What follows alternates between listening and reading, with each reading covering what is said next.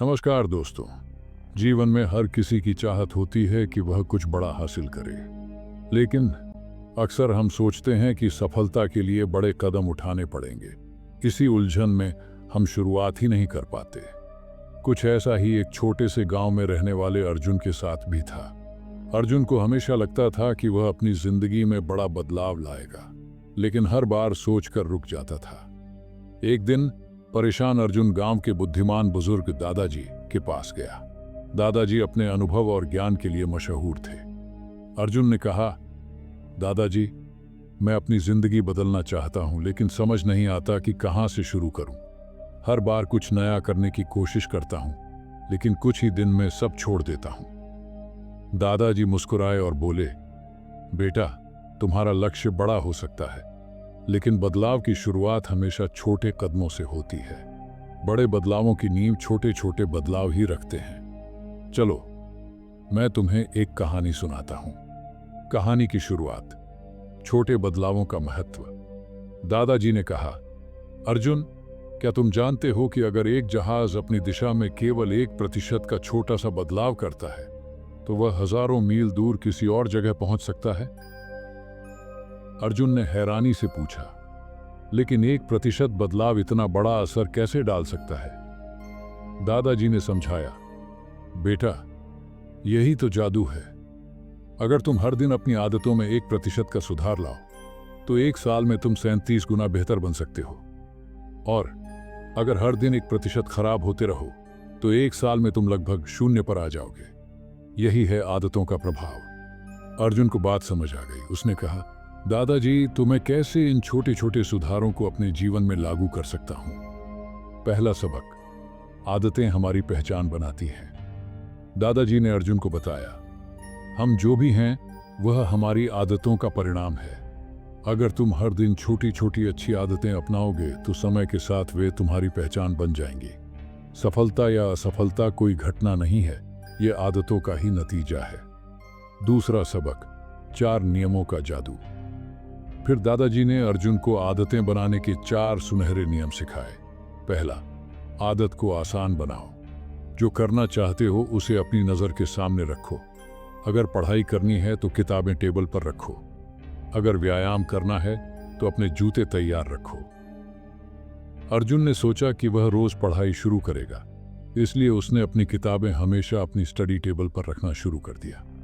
दूसरा, आदत को आकर्षक बनाओ। खुद को छोटे छोटे इनाम दो। जैसे अगर तुम 1 घंटा पढ़ाई करते हो, तो अपनी पसंद का गाना सुनो। इनाम का लालच हमें प्रेरित करता है। अर्जुन ने तय किया कि वह हर दिन पढ़ाई के बाद अपनी पसंदीदा कहानी पढ़ेगा।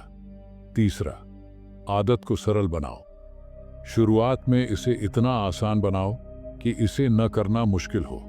अगर तुम व्यायाम करना चाहते हो, तो पहले दिन सिर्फ 2 मिनट करो। धीरे धीरे इसे बढ़ाओ। अर्जुन ने सोचा कि शुरुआत में वह सिर्फ 50 मिनट पढ़ाई करेगा। चौथा, आदत को संतोषजनक बनाओ। अपनी प्रगति को नोट करो। जब तुम्हें अपनी मेहनत का परिणाम दिखेगा, तो तुम्हें और अच्छा करने का मन करेगा। जैसे हर दिन कैलेंडर पर निशान लगाओ। अर्जुन ने एक डायरी बनाई और अपनी आदतों को उसमें लिखना शुरू किया। अब जानते हैं तीसरा सबक, बुरी आदतों को छोड़ने का मंत्र।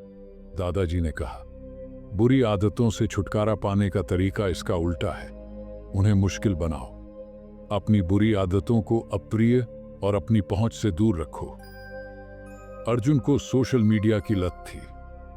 उसने तय किया कि वह अपने मोबाइल को पढ़ाई के समय अलमारी में रख देगा। इससे उसे अपना समय बर्बाद करने से बचने में मदद मिली। चौथा सबक, पहचान बदलो, परिणाम अपने आप बदलेंगे। दादाजी ने अर्जुन से कहा, सबसे बड़ा बदलाव तब आता है जब तुम अपनी पहचान बदलते हो। अगर तुम खुद को सिर्फ पढ़ाई करने वाला कहने के बजाय मैं एक मेहनती छात्र हूं मानोगे, तो तुम्हारा व्यवहार और आदतें अपने आप बदल जाएंगी। अर्जुन ने सोचा, अगर मुझे सफलता चाहिए तो मुझे खुद को ऐसा व्यक्ति मानना होगा जो मेहनत करता है। उसने हर दिन खुद से कहा, मैं एक मेहनती इंसान हूं। अर्जुन की कहानी का अंत। अर्जुन ने दादाजी की सलाह मानी और छोटे छोटे कदमों के साथ अपनी नई आदतें बनानी शुरू की। उसने सुबह 5 मिनट योग करना शुरू किया, रोज 2 पेज पढ़ने का नियम बनाया और अपने मोबाइल से दूरी बना ली। धीरे धीरे ये आदतें उसके जीवन का हिस्सा बन गईं। कुछ महीनों में अर्जुन न सिर्फ खुद में बदलाव लाने में सफल हुआ, बल्कि गांव के लोगों के लिए प्रेरणा भी बन गया। सीख: छोटे छोटे बदलाव हमारे जीवन में बड़ा फर्क ला सकते हैं। हर दिन केवल 1% बेहतर बनने की कोशिश करो और समय के साथ सफलता तुम्हारे कदम चूमेगी।